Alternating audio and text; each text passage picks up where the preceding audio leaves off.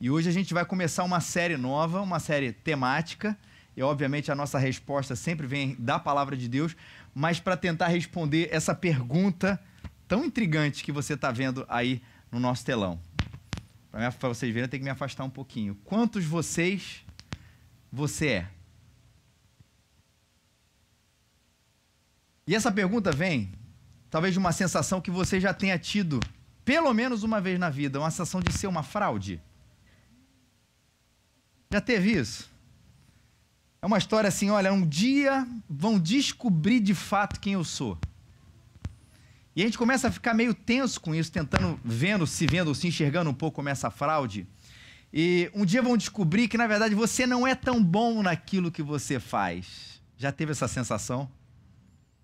Você no seu trabalho, todo mundo te elogia, te dá um tapinha nas costas, mas um dia eles vão descobrir que eu não sou esse advogado todo, eu não sou esse engenheiro todo, eu não sou esse médico todo, eu não sou esse comerciante todo, não sou essa pessoa todo que pensa, mas eles me admiram. Eu sou uma fraude, um dia vão descobrir. Um dia vão descobrir que você não é tão legal quanto você pensa. Você vê com medo de um dia, as pessoas, nossa, também te dão um tapinha nas costas e falam assim, olha, Giovanni, você é um cara nota 10, cara. Excelente, dão um tapinha nas suas costas, mas até que um dia eles vão descobrir que depois que eu me revelo, eu sou um pouco dessa pessoa simpática, mas eu tenho uns ódios no coração. Eu tenho umas raivas aqui dentro, uns desejos de vingança que Spielberg poderia pegar da minha cabeça, poderia fazer um filme que ia ser um negócio bem miraculoso, diferente. Porque eu não sou tão legal quanto as pessoas pensam. Um dia vão descobrir, e a gente fica tenso com isso, que nós não somos tão certinhos quanto as pessoas pensam. Tem gente que é visto como um grande exemplo, né, de retidão, até essa palavra retidão, de comportamento, que todo mundo admira, e aí você fica pensando assim, nossa, mas um dia eu vou ficar nu na presença das pessoas, claro que de alma, gente, por favor, e vão um dia descobrir que eu não sou tão certinho. Aliás, se eu começasse a falar das minhas coisas, não estou falando de mim não, tá? Eu estou falando de você. Obviamente porque eu sou muito bom naquilo que eu faço, eu sou muito legal, eu sou muito certinho. E só isso. Descobrir que eu sou tão certinho assim, vão perceber coisas, segredos que eu acho que uma pessoa, muito entre aspas, normal não teria. Você já teve essa sensação? Eu tinha uma série que eu gostava muito. Até a 4ª temporada era excelente. Da 4ª pra cima ficou ruim, que é o Dexter. Que é a história de um serial killer aqui. Quantos aqui conhecem, só pra eu entender o que as pessoas estão sabendo do que eu tô falando? Grande parte de vocês sabe. Davi, isso aí tem como resolver ou não? Da minha caixinha, né? Então, Davi, você fica segurando aqui do meu lado, me acompanhando, segurando isso aqui o tempo inteiro, imóvel. Bom. Vai ficar meio cafona. A gente volta no Dexter. Mas pelo menos não escuta aqui. Foi lindo, não ficou, gente? É a solução para o momento. Vamos lá, presta atenção no meu rosto, não presta atenção no meu bolso. O Dexter tinha uma coisa que era muito interessante, que era um serial killer. E o pai dele, na verdade, ensinou ele ao longo da vida, já que aquilo não ia mudar, como ele iria ter que se comportar diante das pessoas. Então ele fala assim, ó, normalmente, Dexter, aqui nesse momento você precisa sentir compaixão. Ele não sentia, por ser um psicopata, mas ele foi ensinado a meio que fingir o que é compaixão, ou tentar demonstrar para as pessoas uma coisa que não era natural dele, mas de sentir a compaixão, ou de mostrar, não de sentir perdão, mas de demonstrar a compaixão. E eu lembro, e toda série ela faz sucesso porque ela fala alguma coisa a respeito de nós. Não é somente uma boa história, é porque a gente se identifica. Não só a série, a novela, qualquer história, ela faz sentido pra gente, ela tem audiência boa, porque você clica e fala assim, não, isso tem a ver comigo. E o que o Dexter tem a ver com a gente? Espero que ninguém aqui seja um psicopata, tá? Por favor, se você for, não me procure depois. Tenho medo de você. Mas a gente se identifica um pouco com isso. Você já se sentiu meio que falseando uma emoção na frente das pessoas? Todo mundo ficou triste com aquela história. Cara, eu não senti nada. Vou ser sincero. Às vezes a gente não consegue ser, porque o ideal seria que a gente fosse. E a gente fica ali, todo mundo, nossa, esse momento tá acontecendo, e você assim, é verdade, mas no fundo, parece que aquilo não te atingiu nada. Você podia sair daqui e comer o Big Mac tranquilo, cheio, sem dor nenhuma no coração. Todo mundo alegre por uma coisa, e para você aquilo se torna uma coisa indiferente, mas, porque nós convivemos em sociedade, de alguma maneira a gente tem que demonstrar esse sentimento. A gente tem que demonstrar publicamente aquilo que nós não estamos sentindo. E no fundo nós não estamos tão certinhos assim. E um dia vão descobrir, e essa é a nossa sensação de ser fraude, de que nós também temos segredos que nós gostaríamos que ninguém soubesse. Não levanta a mão, mas você tem algum segredo que você gostaria que ninguém soubesse? Todos nós temos. Às vezes até nós que somos casados, assim, nem minha esposa poderia saber isso. Se desse, se nem Deus soubesse disso. Mas a gente tem coisas que a gente se espanta tanto a respeito de nós mesmos, que a gente gostaria que aquilo tivesse mantido ali entre a nossa mente e nós mesmos e a nossa alma, qualquer coisa imaterial nossa, mas que ninguém mais soubesse. E esses somos nós. E a gente começa a perceber nisso tudo, que a gente as pessoas vão perceber certas coisas a respeito de nós. E a gente fica com medo, fica tenso que as pessoas realmente percebam quem nós somos, porque existe uma diferença entre a nossa imagem e uma diferença entre a nossa alma. A nossa imagem e a nossa alma. Parece que elas nem sempre estão, até no caso do Dexter, juntas. Aquilo que a gente é aquilo que a gente parece. Aquilo que a gente sente, aquilo que a gente transparece. Aquilo que a gente acha de verdade e aquilo que a gente fala. E quando isso começa a ficar muito estranho, muito distante uma coisa da outra, porque a gente precisa ser educado, é verdade. Meu amor, estou linda? Sim. Essa é a resposta padrão automática. Não é verdade? Tava vendo mais uma série, tava vendo o Friends essa semana, pela, sei lá, milésima vez. Aí eu lembro do Chandler falando isso pro Ross. Ele falou assim, a mulher pergunta, amor, engordei? Não. É a resposta padrão, rápida e objetiva. Homens aprendam isso. Depois a gente vai falando as coisas. É óbvio que a gente precisa ser educado. Não precisa dizer todas as coisas nesse que alguns chamam de sincerismo, que na verdade vira uma grande falta de educação. Claro que não. Mas as nossas duas realidades não podem estar tão estranhas assim. Entre aquilo que a gente acredita e aquilo que a gente fala. Aquilo que a gente sente e aquilo que a gente expressa. Se não, aí sim, nós começamos a sentir um estranhamento na vida. Porque a gente começa a se dividir demais. Não é uma consciência, a gente vai ver isso daqui a pouco, uma consciência de que nós somos assim. Não, na verdade, é um descolamento entre aquilo que a gente é e aquilo que a gente passa.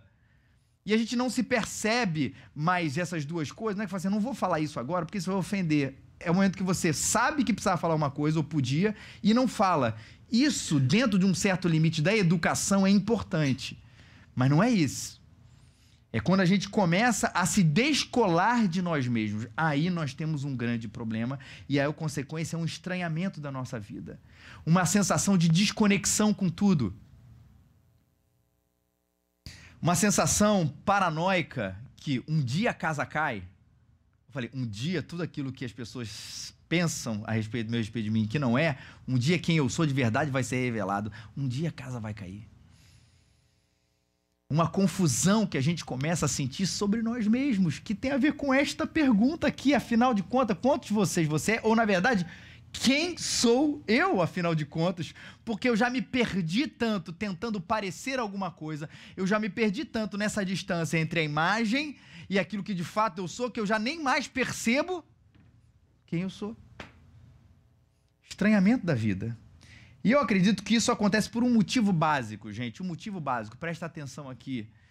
Isso acontece porque nós não queremos admitir as nossas fragilidades e as nossas contradições. Nós não queremos admitir as nossas fragilidades e as nossas contradições. E, ou seja, a gente também se contentou mais em parecer do que ser. E a sensação que fica, que dentro da gente, a gente fica tão frágil quanto essa imagem que me veio, como se a gente fosse um edifício sustentado por cabos de vassoura. A gente acha que o negócio vai segurar. Bota 1, 2, 4 cabos certinho ali nas pontas. Mas é um edifício, gente.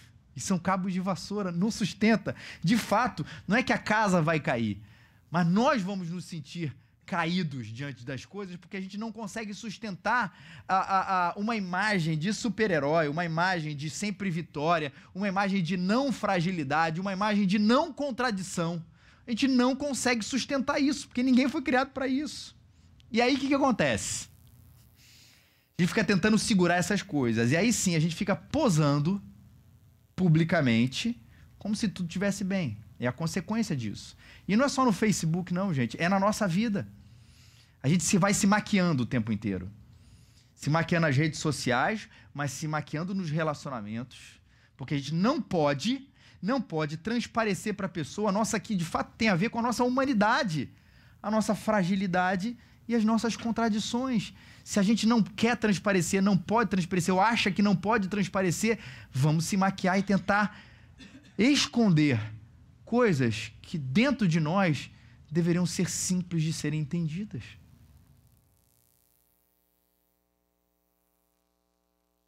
E eu acho que essa questão, por que nós não queremos admitir a nossa fragilidade, ou uma pergunta, né?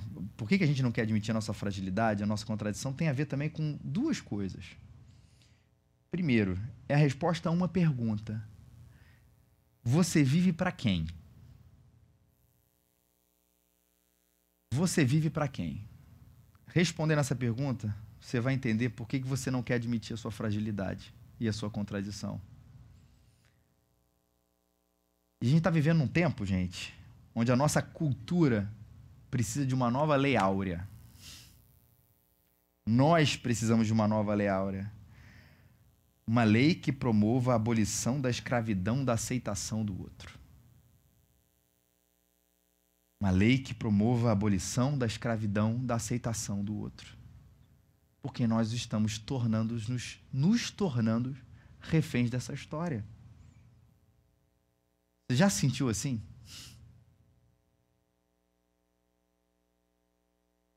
Deixa eu falar uma coisa para você. Se você disse para essa resposta não, para essa pergunta não, nunca me senti assim, faz o seguinte, rever de novo. Eu acho difícil qualquer um de nós, aqui nesse momento, nesse instante, nesse culto, nessa reunião aqui, de alguma maneira, de graus diferentes, não estarmos lidando com isso. Eu sou tão tranquilo, eu sou tão suficiente que não me importa aquilo que o outro pensa. Cego, você não está vendo aquilo que você é. A gente precisa até da opinião do outro, do feedback, em um nível de saúde. O que nós não podemos ser é escravos daquilo que o outro vai pensar a respeito de nós, que tem a ver com a nossa própria aceitação. Eu vi uma vez um amigo estava fazendo uma série de mensagens na igreja dele, achei muito interessante. Ele falou que nós vivemos numa sociedade likeaholic. Tem a expressão do workaholic, que é o viciados em trabalho, é o do like, do Facebook, né? Do likeaholic. A gente está vivendo num tempo assim. Quantos likes você recebeu? Mais uma vez, o que a mídia social faz é uma expressão daquilo que a gente faz no nosso dia a dia. A gente vive nessa sociedade. Quantos likes você possui, quantos amigos você tem. Primeiro ponto, você está vivendo para quem? Isso vai dificultar você aceitar a sua fragilidade. E o segundo é a nossa não aceitação pessoal, mesmo do nosso lado sombrio. A gente vai falar isso na semana que vem, mais claro, mas é importante a gente pontuar isso. Porque a nossa autenticidade, que é aquilo que a gente está buscando aqui nessa série de mensagens, autenticidade numa geração plástica, ela vai ser extremamente necessária para a nossa própria saúde e para a nossa relação com Deus. E isso não é coisa nova. Apesar da gente falar tanto de likeaholic e outros termos mais atuais, Jesus já há muito tempo atrás lidava com isso com um certo grupo também que não se encontrava. Era um grupo religioso, na época de Jesus, que ele vivia exatamente com essas questões, ele vivia para os outros. Era um grupo que não encontrava, não conseguia achar em si mesmo o seu lado sombrio. E Jesus tem uma palavra muito séria para eles, porque no final de tudo, Eles achavam que eles estavam muito bem, mas Jesus diz: vocês acham que vocês estão bem, mas vocês estão mortos.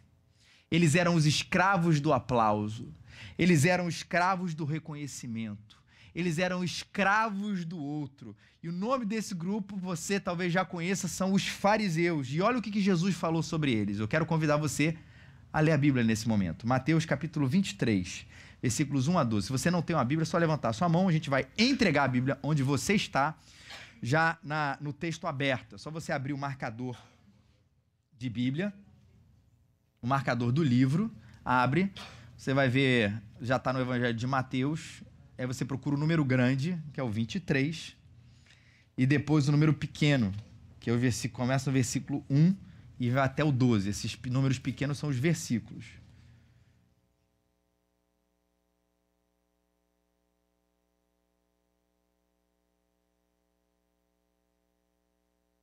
Então Jesus falou às multidões e aos seus discípulos: os escribas e fariseus se assentam na cadeira de Moisés. Portanto, fazei e guardai tudo o que eles vos disserem, mas não lhes imiteis as obras, pois não praticam o que dizem. Eles atam fardos pesados e difíceis de carregar e os colocam sobre ombros dos homens, mas eles mesmos nem com o dedo querem movê-los. Praticam todas as suas obras para serem vistos pelos homens, alargam seus filactérios e aumentam as franjas dos seus mantos. Gostam do primeiro lugar nos banquetes, dos primeiros assentos nas sinagogas, de serem cumprimentados em público e chamados rabi ou mestre pelos homens. Vós, porém, não queirais ser chamados de rabi, porque um só é o vosso mestre e todos vós sois irmãos. E ninguém na terra chameis vosso pai, porque um só é o vosso pai, aquele que está nos céus. Nem queirais ser chamados guias, porque um só é o vosso guia, que é o Cristo. Mas o maior dentre vós deverá ser vosso servo. Pois a quem si mesmo se exaltar, será humilhado, e a quem si mesmo se humilhar, será exaltado. Não enxergavam as suas contradições. Deu para perceber isso nessa leitura? Eles se consideravam o máximo. Vocês conhecem o tipo? De gente que se acha, de que se acha. E é interessante, por que o grupo dos fariseus, por que esse grupo, ou essa seita religiosa, esse grupo religioso começou a se formar? Ele se formou num período interessante, importante até a formação deles. Porque era num momento onde a religiosidade judaica estava se perdendo, ou poderia se perder. E aí os fariseus, esse grupo, se juntaram, como falando assim, ó, vamos ser meio que um grupo de elite para preservar os aspectos mais importantes da fé, para que no meio de uma cultura invasora, no meio de um momento onde o judaísmo estava quase se fragmentando, se perdendo, nós seremos um grupo de referência, dizendo, nós continuamos sendo fiéis às nossas tradições. Não é interessante isso? Não há nada de errado na intenção inicial disso. A gente vai ser um grupo de referência, vai manter ali as tradições, vai manter a palavra de Deus sendo obedecida, a gente vai ser fiel. O problema é um escalonamento disso que acontece com a gente também. Começa assim, nós vamos nos considerar, no meio dessa bagunça que estava a religião na época, nós consideramos importantes. Somos importantes. Aí depois a gente considera, nós não somos importantes, nós somos muito importantes. E aí depois vai acontecer, nós somos importantes, muito importantes, nós somos os mais importantes. E depois é o estágio final, nós somos os únicos que importam. E isso sutilmente foi acontecendo na caminhada dos fariseus. De nós somos importantes, ou relevantes, podia ser, para nós somos os únicos que de fato importam. O que existe é uma ralé da religião, e o que existe para os fariseus, o que eles se consideravam, era sim a última bolacha, não, o último biscoito do pacote. E quando você começa a se achar assim, e é complicado a gente se perceber assim, porque essa vaidade ela é autoimune, é eu tentar convencer, alguém tentar convencer você de que você não é isso tudo, e a sua doença é a vaidade, que a sua incapacidade de enxergar isso é complicado, realmente precisa da ação do Espírito Santo. Mas quando a gente começa a se achar assim, a gente perde a nossa humanidade, perde a nossa essência. Porque você só começa a olhar para as suas virtudes e não começa a olhar também para as suas sombras. E Jesus, o que ele quis? Para esses fariseus, quis trazer cura para eles também.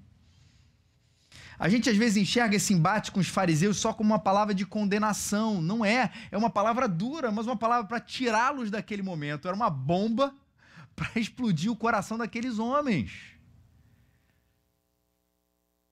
Por isso que Jesus coloca o dedo na ferida. Jesus não tem meias palavras para aqueles homens. Jesus quer curá-los, mas de uma maneira que eles não iriam gostar. E ele começa a curá-los falando o que a gente viu aqui. Olha, eles se assentam na cadeira de Moisés. Eles não praticam o que dizem. Jesus fala isso, fala sobre eles. Nesse momento está falando sobre eles, mas vai falar para eles também. Eles atam fardos pesados. Olha, a religião é assim, assim, assim. Você precisa ser assim, assim, assim. Para chegar a ser Deus, você precisa ser assim, assim, assim. É um negócio tão pesado. E Jesus fala assim, é tão pesado que eles mesmo não conseguem carregar. Eles praticam, tudo é Jesus falando, estou aqui pegando elementos aqui do texto, eles praticam as suas obras para serem vistos pelos homens. Eles até fazem coisas boas, mas o problema é que eles querem uma curtida no Facebook. O problema é que eles querem uma selfie na hora da bondade.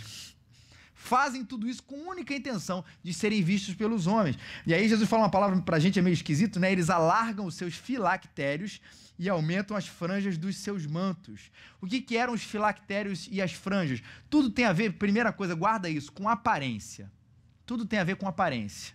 E os filactérios eram umas caixinhas, que lá dentro dessa caixinha existiam alguns textos da primeira parte da Bíblia, que é o Antigo Testamento. E essa caixinha era amarrada ou na testa ou no braço, como um sinal, inicialmente não foi ruim, como um sinal de que, olha, a palavra de Deus ela está diante de mim. Êxodo 13:9, e te será por sinal sobre tua mão e por lembrança entre os teus olhos, para que a lei do Senhor esteja em tua boca. Porquanto com mão forte o Senhor te tirou do Egito. Então eles pegaram esse versículo de Êxodo e transformar ele de uma maneira mais concreta. Para ter a palavra de Deus na minha mão, nos meus olhos, a gente vai botar uma caixinha com alguns textos da Bíblia aparecendo, né, do Antigo Testamento, aparecendo para mostrar que a nossa fidelidade está nisso aí. Nessas coisas. E as franjas, né? Falou o Senhor a Moisés dizendo, vou pegar esse texto de número para falar sobre as franjas. Que nas bordas das suas vestes façam franjas pelas suas gerações, e nas franjas das bordas põe um cordão de azul. E as franjas vos serão para que, vendo-as, vos lembreis de todo o mandamento do Senhor, e o cumprais, e não seguireis o vosso coração, nem após os vossos olhos, nos quais andais vos prostituindo. Na verdade, tinha um lembrete nessas franjas dos mandamentos de Deus. Tudo isso era uma coisa externa que não era ruim em si mesmo. Vocês estão entendendo? Uma coisa meio ritual daquela época, né? Uma caixinha com os versículos para eu lembrar visualmente de que eu preciso guardar isso no coração, na minha vida. Essas franjas aqui com os versículos dizendo que eu preciso guardar os mandamentos de Deus. Tudo ótimo. O problema está quando eu começo a exibir isso para as pessoas como um sinal de que eu sou melhor que todo mundo. Então eles não faziam apenas aquilo para o mandamento de Deus, né? Eles faziam aquilo cumprindo o mandamento de Deus ou com uma sensação externa do mandamento de Deus, mas para que os outros pudessem ver, tá vendo como eu sou santo?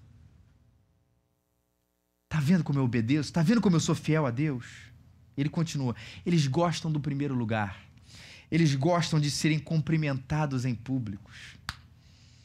Eles gostam de serem chamados de mestre pelos homens.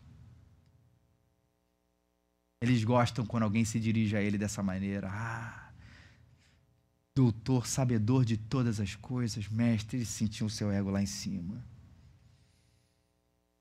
E Jesus vai desnudar esses caras, como só Jesus podia fazer, para revelar a intenção do coração deles, para revelar o que estava de fato lá dentro, para revelar a incongruência deles, para revelar o lado sombrio deles. Como disse, e olha para mim, não foi só para humilhá-los.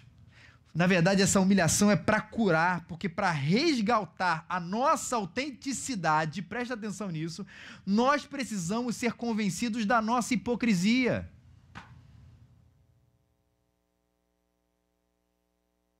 Porque a proposta de Jesus aqui para os fariseus e para a gente também é que nós sejamos, é o tema de hoje, autênticos contraditórios. É um reconhecimento da minha contradição. É um reconhecimento de que sim, eu faço uma coisa positiva, eu dou uma esmola, mas eu adoro quando eu sou elogiado por isso. E só dá para ser autêntico. E ser autêntico significa que no final de tudo você vai ter vida, vida de verdade, quando você se reconhecer assim, eu sou um autêntico contraditório. Sim, que eu amo num momento, isso agora faz mais sentido para você, eu amo num momento e odeio no outro. De que eu falo bem de alguém num momento e que eu fofoco no outro. De que eu digo que eu amo a Deus num momento, mas num outro momento seguinte eu começo a negá-lo. E eu não estou dizendo que esse é um lado bom, a gente vai falar sobre isso, mas que não existe como ser autêntico sem se perceber assim. E é exatamente por isso que eu preciso de Jesus, porque eu sou assim de Jesus todos os dias, todos os momentos da minha vida. Porque quando eu me acho tão bom, e eu estou cego para mim, eu não preciso mais do Evangelho, eu não preciso mais de Jesus. Quando eu me acho tão santo, tão santo, tão santo, Cristo não faz mais sentido para a nossa vida, para a sua vida.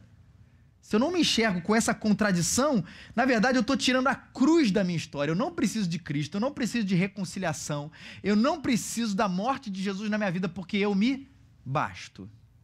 E eu preciso me enxergar não assim, mas como autêntico contraditório. Para de fato eu ser autêntico na minha vida. Eu falei semana passada aqui um negócio na igreja. Semana passada ou foi semana retrasada? Eu falei assim, ó, gente, todo mundo é bem-vindo aqui. Só existe um grupo de pessoas que, infelizmente, não é bem-vindo aqui. Na verdade, não é nem que não é bem-vindo aqui, que nada daqui vai fazer sentido para você. São os perfeitos.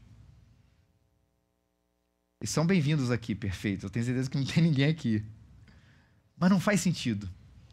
Porque o Jesus que a gente vai apresentar aqui, todo domingo, para você, para a sua vida, para a minha vida, ele pressupõe a nossa imperfeição verdadeira. E pressupõe ela. Ou nós que somos, nos consideramos assim, ou aqueles que se consideram tão perfeitos, vêm aqui para receber de Jesus uma palavra de quebrantamento. Você vai perceber que você não é isso tudo.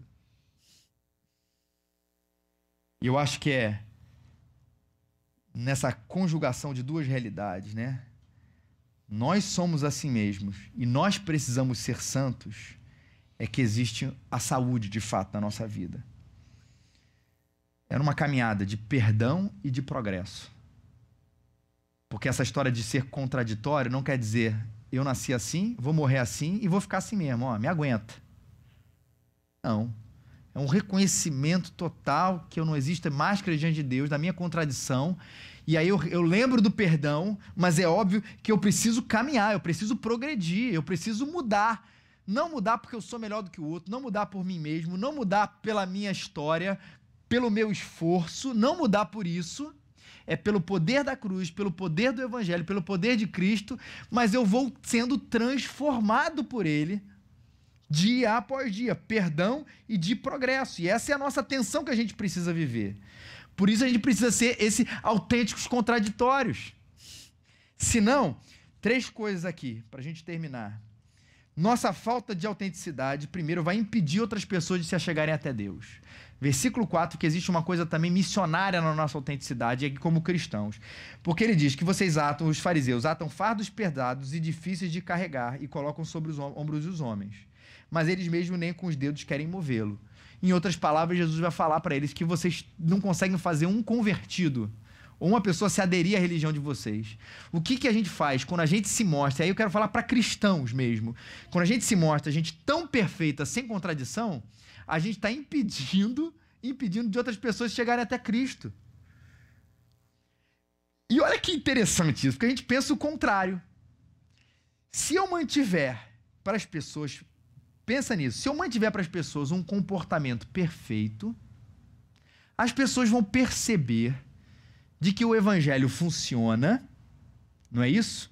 Então elas vão ver no meu excelente testemunho de perfeição,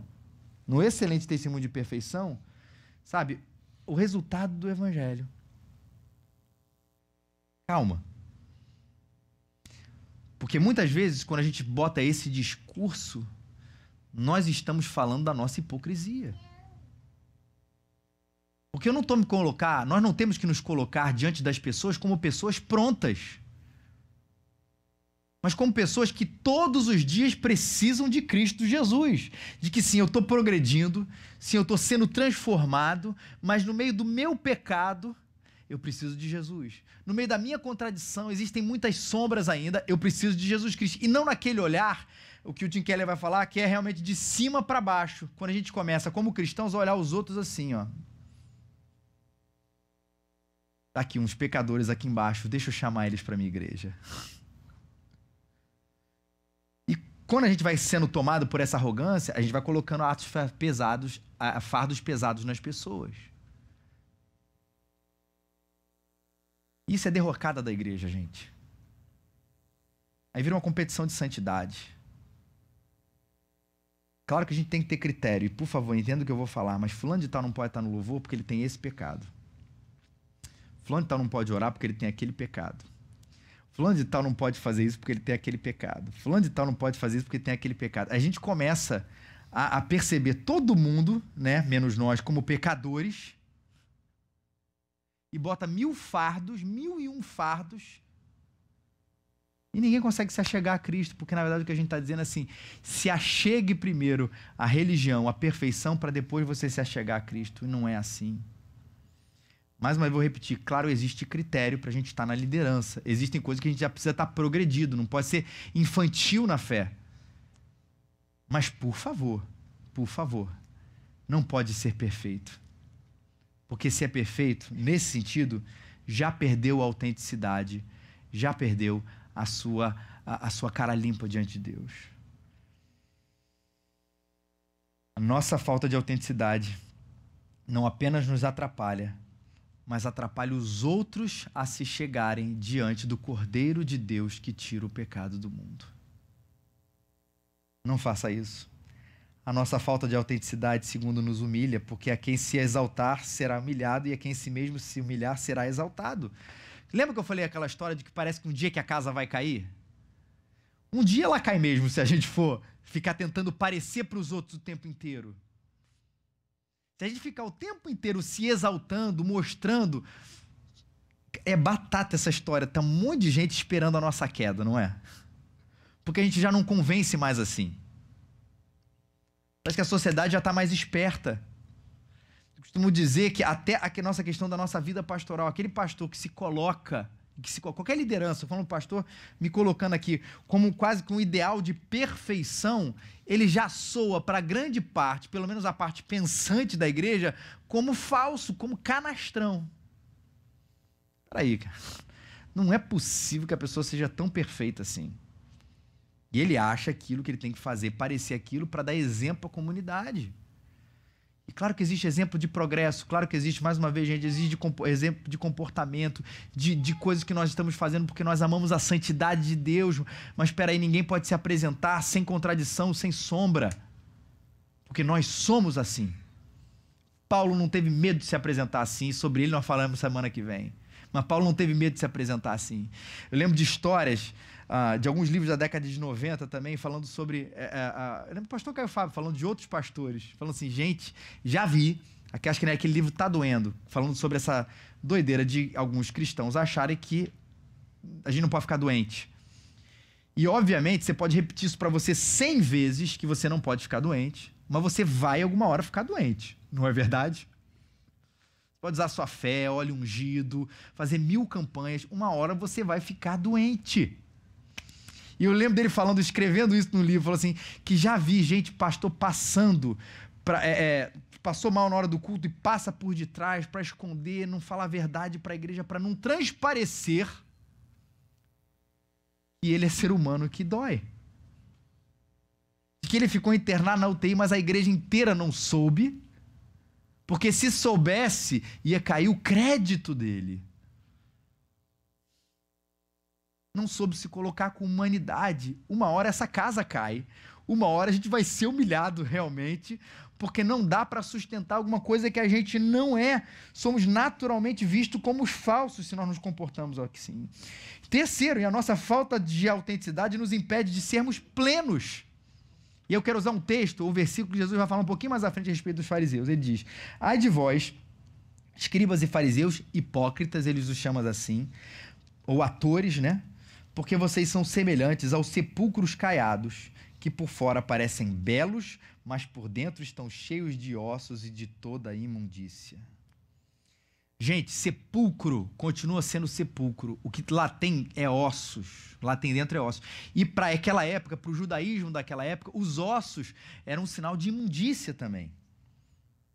Contaminação, lugar impuro. Mas ele fala assim, parece que esse local, que é naturalmente imundo, especialmente para o judeu, se passava uma tinta superficial, ou cal, tá aí o sepulcro caiado, né?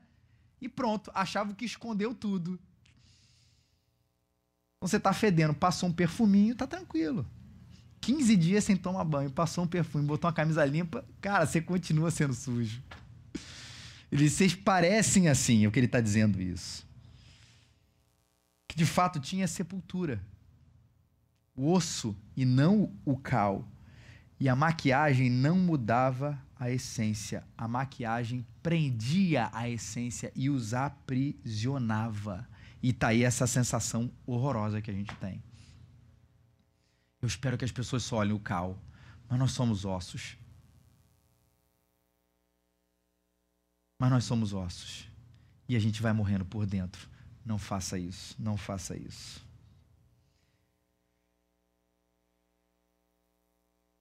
A gente entendeu que é assim que nós nos aprisionamos. Mas não adianta tentar abandonar um ídolo que tire a autenticidade. Não adianta abandonar um ídolo. Você fala assim, cara, eu vou abandonar um ídolo, vou abandonar a minha falta de percepção, o meu amor ao que os outros dizem, o meu amor a mim mesmo, eu vou abandonar, porque isso não vai dar certo. Eu vou dizer por quê. Porque a gente tem que trocar um ídolo por outro. Essa parece que é uma lei. Não adianta a gente tentar abandonar coisas se não colocar outras no lugar. E o segredo não viva para o outro. O segredo é viva para o Cordeiro de Deus que tira o pecado do mundo. E aí você vai entender, presta atenção, você vai entender o que de fato é autenticidade. Você vai parar de viver para você, você vai parar de viver para o outro, você vai parar de pensar como Jesus fez naquela época, e demonstrou naquela época, de tentar, não importa se o pai mandou, ele falava, não importa se o pai pediu, ele fazia, não importa se era para ser, ele era. E Jesus era autêntico, esse é o nosso grande exemplo nesse sentido de autenticidade, porque ele era obediente ao pai, e nós vamos viver para o Cordeiro, porque a proposta de Jesus é que a gente viva para ele. Olha só, vós, porém, não quereis ser chamado de rabi, porque só um é o vosso mestre. Ninguém na terra chamei vossos pés, porque só um é o vosso pai. Ninguém queira chamar de guias, porque só um é o vosso guia, que é o Cristo. É viver para o Cordeiro. Ninguém é o seu mestre, nem o outro, nem você. Com aquela ideia de quem guia a sua vida. Ninguém é o pai, e não é a ideia de que você não possa, o seu pai biológico, você não pode chamá-lo de pai. Não é isso. Mas ninguém é o pai daquele que te controla. Só Deus é o seu pai. Só Deus é o seu guia. Só Cristo é isso tudo. E só você vivendo para Ele de verdade que você vai conseguir experimentar essa autenticidade. Porque, primeira coisa, Ele não te requer que você chegue diante dele de maneira perfeita e santa. Porque viver para o Cordeiro é viver a aventura de viver por aquele que conhece a sua alma e não te despreza. É viver por aquele que conhece a sua alma e não te despreza. A gente tenta parecer bem para Deus, mas Ele sabe quem a gente é, não sabe? E fico com a impressão, às vezes, ou essa imagem na cabeça, de que a gente é, sabe aquela criança que comeu um pote de Nutella que não deveria? E aí comeu, é uma criança, comeu aquele negócio, tá todo sujo de Nutella. Criancinha. Aí você vê lá aquele pote de Nutella vazio, e obviamente é uma pergunta retórica, na nossa linguagem, para criança não é, fala assim, Quem comeu o pote de Nutella? Foi você? Não. Tá cheio de Nutella ali, o pote tá vazio. Você sabe que foi a criança que... Não. Falou que nem o João Pedro. Não. Não vou deixar de ser seu pai, filho, porque você comeu esse negócio todo. Mas tá errado. Mas não vou deixar de ser seu pai. Essa é a ideia. Ele conhece a gente e não nos despreza. E por mais que a gente tente ser sincero com Deus na oração, tem hora que a gente fica parecendo essa criança. Senhor, não é bem assim. Se eu te falar assim, eu posso falar alguns pecados para o Senhor. Tem outros que é melhor o Senhor não saber. Pode falar todos para Ele. Desnude a sua alma na presença daquele que te conhece e não te despreza. E viver para o Cordeiro é admitir também a nossa contradição. Somos luzes e sombras, somos autênticos contraditórios. E a gente precisa estar nu. E não pode caiar a sepultura. A gente precisa ouvir as broncas do mestre. E às vezes a tribulação, a crise que a gente enfrenta, são ótimos momentos para Deus fazer ressurgir essa coisa. Você, na verdade, está confiando no outro, você está confiando em você está querendo parecer as coisas para o outro. Não! No meio da crise, você fala, Senhor, é isso mesmo que eu sou. Obrigado, Senhor, por o Senhor me humilhar. Obrigado, Senhor, por o Senhor me jogar lá embaixo. E tem gente que olha e fala assim, pô, mas esses cristãos são meio doidos, gostam de apanhar. Não é isso. É porque, na verdade, quando Deus nos humilha, a gente usa essa expressão, ou Ele desnuda a gente, ou ele mostra quem são os nossos ídolos, Ele mostra quem nós somos, essas sombras que somos, Ele faz a gente renascer diferente. Humildes,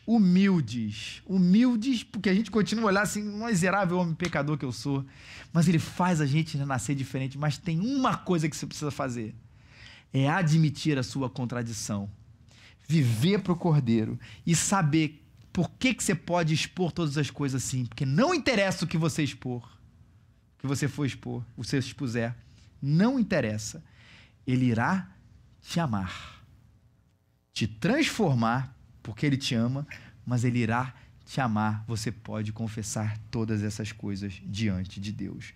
Nós somos assim.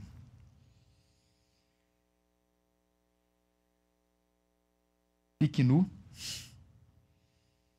A cruz vai te deixar em paz. Para você perceber como um autêntico contraditório que você continua sendo assim, amado por Deus. Só assim que você vai ser livre.